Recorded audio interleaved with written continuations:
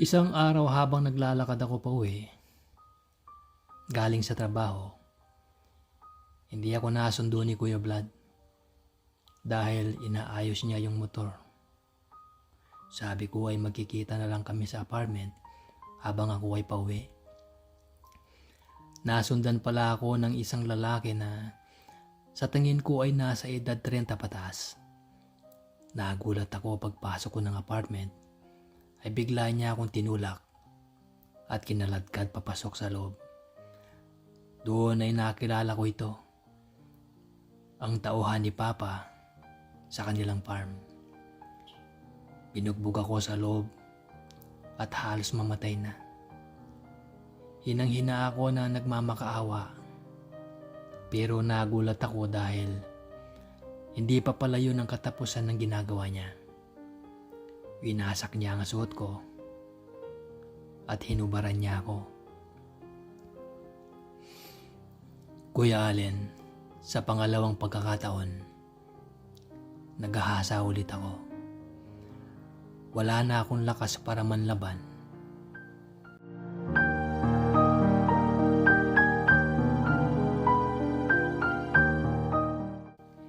Habang nagbibihis ako at umiiyak, dumating si Kuya Vlad.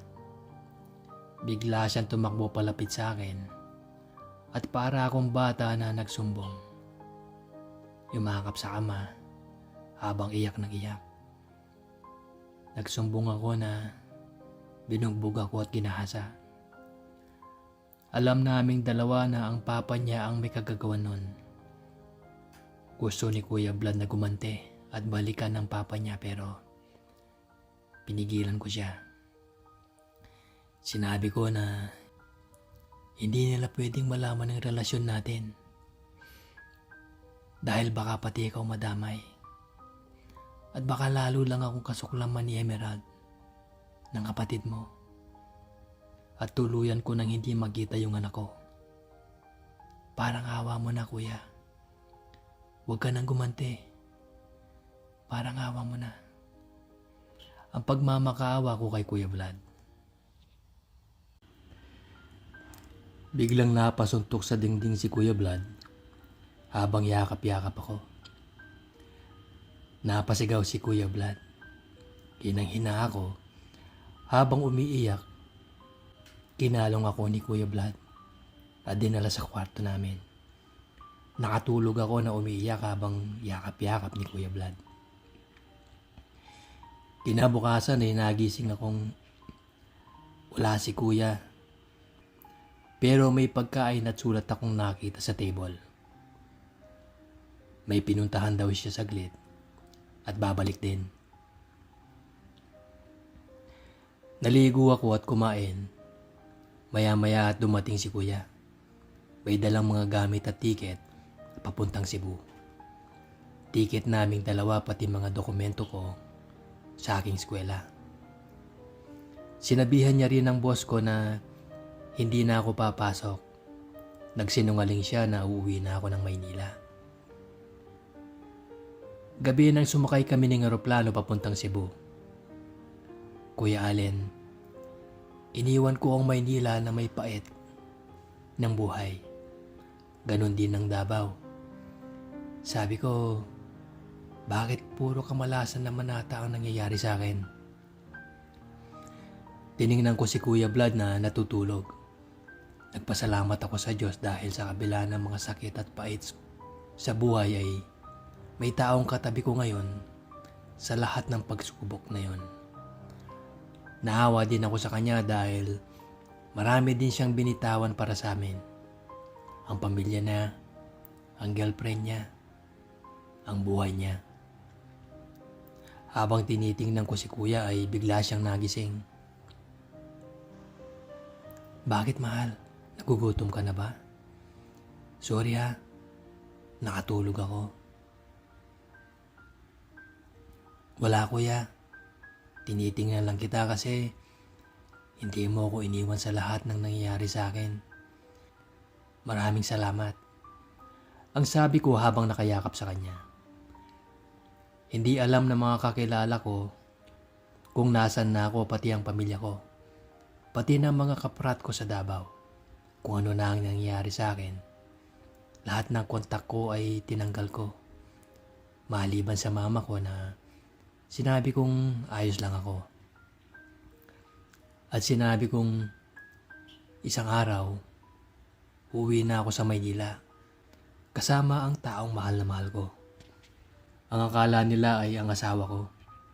Hindi nila alam na lalaki na ang minamahal ko. Sinabi ko na tatapusin ko lang ang pag-aaral ko. Dumating kami sa Cebu at nagsimula ulit ng bagong buhay doon. Nakita ko ang maliit na negosyo ni Kuya Vlad na restaurant at isang computer shop. Habang busy siya sa negosyo ay ako naman ay pag-aaral at pagtatrabaho. Kahit ayaw niya ako magtrabaho ay hindi ako pumayag dahil ayoko maging pabigat sa kanya. Gusto kong patunayan sa kanya na mahal ko siya. At kasabay ng mga yon ay nag-ipon kami sa bangko para sa pagpunta namin sa Thailand at Amerika para magpakasal.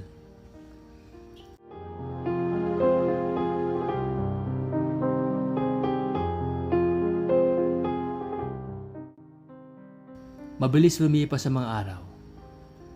Habang kami ay masaya sa aming relasyon, na halos lahat ng mga kakilala namin ay nagtataka na kung ano ba talaga kami. Magpinsan ba o magkapatid? Kasi wala silang nakikita o kamag-anak na kasama namin. Sinabi lang namin na nasa ibang bansa na lahat. Gusto ni Kuya Vlad na magtapat na sa mga malalapit naming kaibigan. Pero ako, ayaw ko. Ayaw kong danasin ni Kuya Vlad ang dinanas ko. Ako kakayanin ko pero hindi ko nakakayanin pa kung pati siya dadanas pa ng sakit dahil lang sa akin.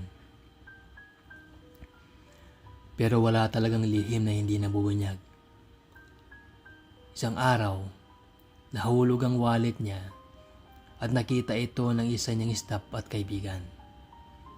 Nakita nila dito ang picture namin dalawa na magkayakap doon. Dahil doon ay pinagtapat na namin sa kaibigan niya ang aming relasyon. Sa halip na takot ang maramdaman namin ay tuwang-tuwa siya sa amin kasi ang cute daw namin. Kapag kasama namin yung babae sa bahay, kilig na kilig siya. Habang may mga pagkakataon na may mga babae na nagpaparamdam sa amin dalawa, ay iniiwasan namin. Nangako kami na magiging tapat hanggang kamatayan. Minsan nakita ni Kuya Vlad na tinititigan ko ang lumang larawan ng anak ko na magtatatlong taon na. Kuya Vlad, kumusta na kaya ang anak ko? Kumusta na kaya siya? Ang sabi ko, gusto mo bang magpakita sa kanila? Para makausap mo ang anak mo. Tutulungan kita. Ang tugon ni Kuya Vlad. Huwag na kuya. Ayos lang na malaman natin na mula sa fake account mo na nakikita natin sila minsan. Sapat na yon. Ang importante, kasama kita. At doon ay masaya ako. Habang kami ay nanonood ng movie ay biglang sumakit ang ulo ni Kuya Vlad. Akala ko simpleng sakit lang. Napahawak siya sa ulo niya at napasigaw. Sa taranta ko ay niyakap ko siya at naiiyak na rin ako. Biglang hinimatay si Kuya at sinugod ko sa ospital. Dumaan sa test si Kuya Vlad. Dahil hindi lang pala ito yung madalas na hinihimatay siya. Ang nakikita ko lang ay palaging pagsakit ng ulo niya na hindi naman malala. Pero kapag hinihimatay pala siya sa trabaho, uwi na lang siya minsan. Akala ko ay sa pagod lang sa work niya. Akala ko simpleng sakit lang. Nilihim niya sa akin yung mga panahon na mga hinihimatay siya at walang binanggit sa akin ng mga tao niya. Nasa tuwing andun ako para tumulong sa negosyo niya. Dahil sa tiwala ko sa kanya na malakas siya, ay hindi ako nagduda na may malala pala siyang sakit. Kahit siya, akala niya na pagod lang at mababa ang dugo niya. Nung nalaman namin na may cancer pala siya, na stage 3 na, nagtaka kami. Bakit ganun kabilis? Bakit walang sintomas? Bakit walang palatandaan? Ang tanong namin sa doktor na halos umiiyak na ako. Ang pagkahimatay niya at pananakit ng ulo ay sintomas niya dahil binaliwala niyo. Ito ay hindi niyo naisip na ito na yung senyales. Dahil aktibo si Vlad sa mga pag-i-exercise ng katawan, ay nakalaban ng katawan niya. Kaya hindi agad siya nanghina at nakitaan ng iba pang sintomas. Ang sabi ng doktor. Agad-agad ay pinayuhan kami ng doktor na operahan siya. Hindi naging problema ang operasyon dahil sa kanyang mga health benefits sa company at health insurance. Naoperahan siya makalipas ang ilang buwan. Nagpapagamot si kuya at nag-regular check-up para sa kanyang recovery. Kasabay noon ay naging busy ako sa negosyo niya at trabaho. Nag-resign na ako sa trabaho para tutukan ng negosyo niya at pati na rin siya, pati ang pag-aaral ko. Mabilis lumipas ang mga araw, gagraduate na ako. Isang araw habang naghuhugas ako ng pinggan, biglang nahimatay si Kuya Vlad habang nagwo-workout siya. Pinagbawalan ko siya na gawin na yung mga ganung bagay dahil baka mapagod ang katawan niya. Pero ayaw niya makinig sa akin. Matigas ang ulo niya. Para ng droga sa kanyang workout na mahirap tanggalin. Kaya nung hinimatay siya ay nagsisigaw ako ng tulong at humingi ng tulong sa kapitbahay namin.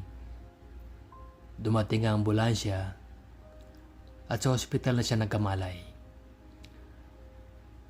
Habang kaharap kami ng doktor ay mabigat ang boses ng doktor.